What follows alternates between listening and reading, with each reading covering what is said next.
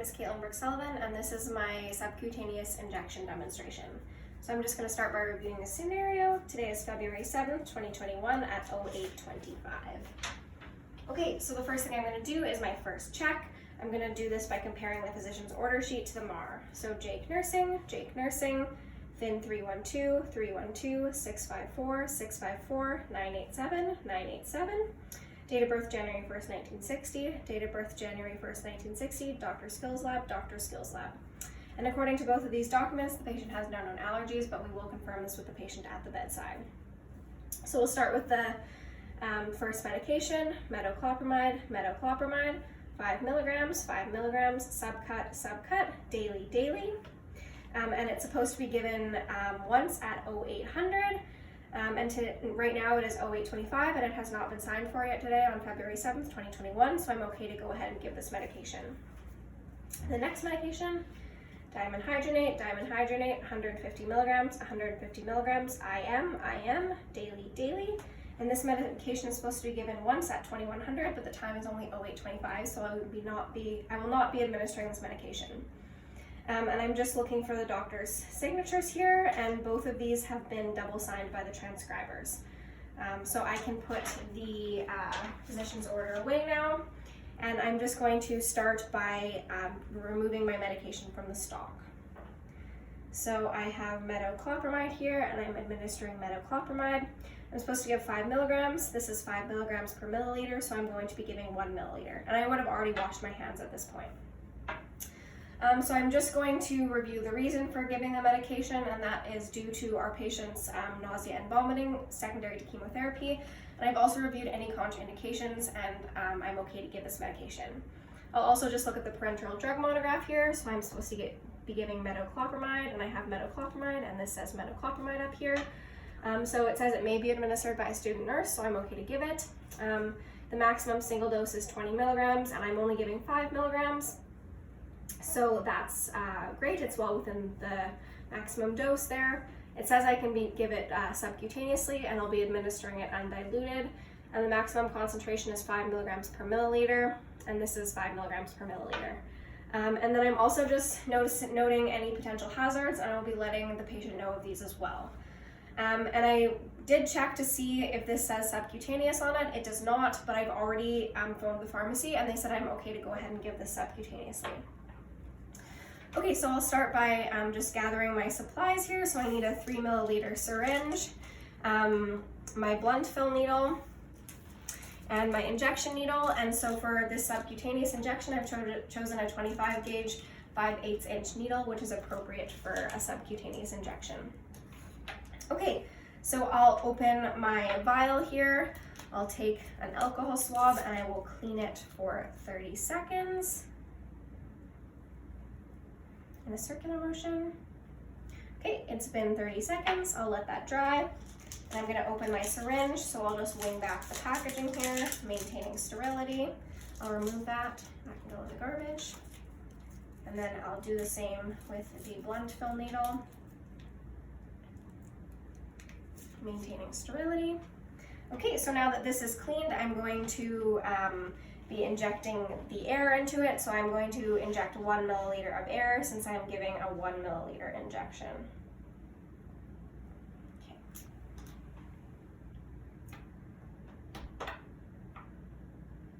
Okay, and then I'm going to fill my syringe here.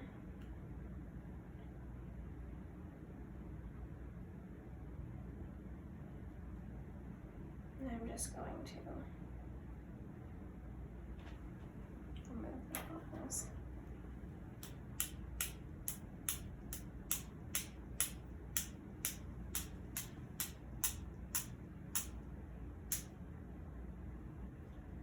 Okay. So then I'm just going to pull up a bit extra, and then I can take this out. I'm going to recap my blunt fill needle using the scoop method. And then I'm just going to withdraw to make sure that all of the medication is within the barrel of the syringe. So then I'll remove my blood fill needle. I would put this into the sharps container. I'll open up my injection needle, wing back the packaging, maintaining sterility. Connect the two here. garbage. And then I'll just recalibrate to the 1 milliliter. Just maybe.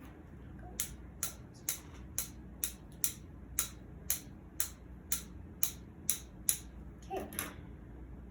And I would do this over the med waste container.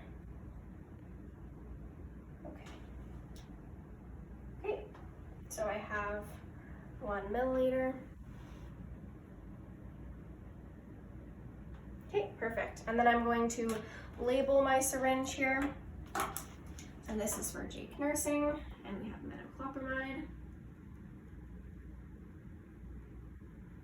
The dose is 5 milligrams. The volume is 1 milliliter because it's 5 milligrams per milliliter.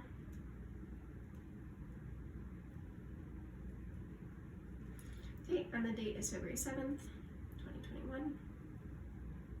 And I'll sign it and put my designation. I'll just show that. Okay, and then I will attach that to my syringe. And I'm just going to perform my 3rd check here. Okay, so Jake nursing, metoclopramide, metoclopramide, metoclopramide. The dose is 5 milligrams. 5 milligrams. This is 5 milligrams per milliliter, so I need 1 milliliter, and I have 1 milliliter. Okay. This is a subcutaneous injection. This vial does not say subcutaneous, but I've called the pharmacy and they said I'm okay to give it subcutaneously. And this is a subcutaneous injection needle. And it's supposed to be given once daily at 0800. The time is now 0825 and it has not been signed for today on February 7th, 2021, so I'm okay to give it. Okay, once I've done that, I'll just put my medication back. And then I'm going to gather my supplies. So I need a cotton swab or a cleaning swab, a cotton ball, and a pair of gloves. Okay, I'm just going to go to the patient's room now. So knock, knock, knock, and entering. As I enter, I'm doing my entrance safety check, just making sure that the patient isn't in any distress. The bed is in the lowest position and the call bell was within reach. So hi, my name is Brooks-Sullivan. I'll be your student nurse for today. Can I just get you to tell me your name and your date of birth? Okay, great, and I'll just verify that with your wristband here. So Jake nursing, date of birth January 1st, 1960, date of birth January 1st, 1960. That's great, we have the right patient. And Jake, can I just get you to tell me if you have any allergies? No? Okay, that's what we have here, so that's great. Okay, I'm just gonna perform my 3rd check now. So Jake nursing, metoclopramide, 5 milligrams. The concentration is 5 milligrams per milliliter, and I have 1 milliliter. Okay, and it's subcutaneous. This is a subcutaneous injection needle, and it's supposed to be given once daily at 0800. The time is now 0825, and it has not been signed for today on February 7th, 2021, so I'm okay to go ahead and give it. Okay, so I'll just explain the procedure to the patient. Jake, I'll let you know that today we'll be giving you a subcutaneous injection into your abdomen. We're going to be administering your metoclopramide, which is a medication prescribed for your nausea and vomiting secondary to chemotherapy. I will just let you know that some side effects you may experience are drowsiness, restlessness, dizziness, and headache. If you experience any of these, let me know.